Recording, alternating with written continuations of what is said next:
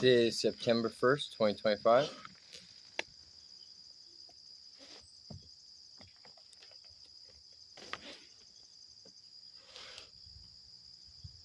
Prophet 1 Samuel 1.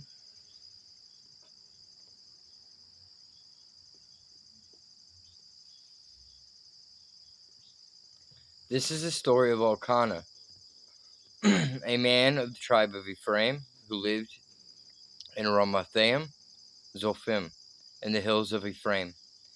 His father's name was Jeroam. His grandfather was Elihu. His great-grandfather was Tohu. His great-great-grandfather was Zuph. He had two wives, Hannah and Peninnah. Peninnah had some children, but Hannah didn't. Each year, Elkanah and his families journeyed to the tabernacle at Shiloh to worship the Lord of the heavens and to sacrifice to him. The priests on duty at that time were the two sons of Eli, Hophni and Phinehas. On the day he presented his sacrifice, Elkanah would celebrate the happy occasion by giving presents to Peninnah and her children. But although he loved Hannah very much, he could give her only one present, for the Lord had sealed her womb, so she had no children to give presents to. Peninnah made matters worse by taunting Hannah because of her barrenness. Every year it was the same, Peninnah scoffing and laughing at her as they went to Shiloh, making her cry so much she couldn't eat. "What's the matter, Hannah?" Elkanah would exclaim. "Why aren't you eating? Why make such a fuss over having no children? Isn't having me better than having 10 sons?" One evening after supper, when they were at Shiloh, Hannah went over to the tabernacle. Eli, the priest, was sitting at his customary place beside the entrance. She was in deep anguish and was crying bitterly as she prayed to the Lord. And she made this vow: "O Lord of heaven, if you look down upon my sorrow and answer my prayer and give me a son, then I will give him back to you, and he'll be yours for his entire lifetime, and his hair shall never be cut." Eli noticed her mouth moving as she was praying silently, and hearing no sound, though she had been drinking. "Must you come here drunk?" he demanded. "Throw away your bottle." "Oh, no, sir," she replied. "I'm not drunk, but I am very sad, and I was pouring out my heart to the Lord.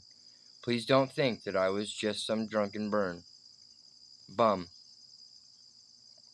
"In that case," Eli said, "cheer up. May the Lord of Israel grant you your petition, whatever it is." "Oh, thank you, sir," she exclaimed, and went happily back and began to take her meals again. The entire family was up early the next morning and went to the tabernacle to worship the Lord once more. Then they returned home to Ramah. And when Elkanah slept with Hannah, the Lord remembered her petition.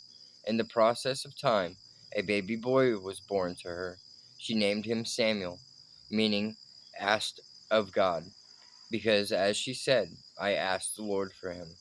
The next year, Elkanah and Peninnah and her children went on the annual trip to the tabernacle without Hannah, for she told her husband, "Wait until the baby is weaned, and then I will take him to the tabernacle and leave him there." "Well, whatever you think best," Elkanah agreed. "May the Lord's will be done." So she stayed home until the baby was weaned. Then, though he was still so small, they took him to the tabernacle in Shiloh, along with a 3-year-old bull for the sacrifice, and a bushel of flour and some wine.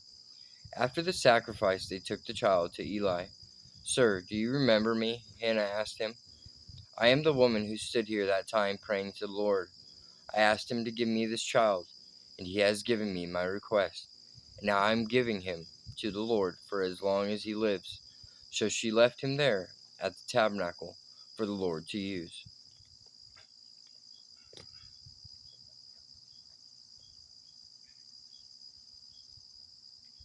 Now, this is where the dedication of the firstborns come from, dedicating your firstborn to the Lord.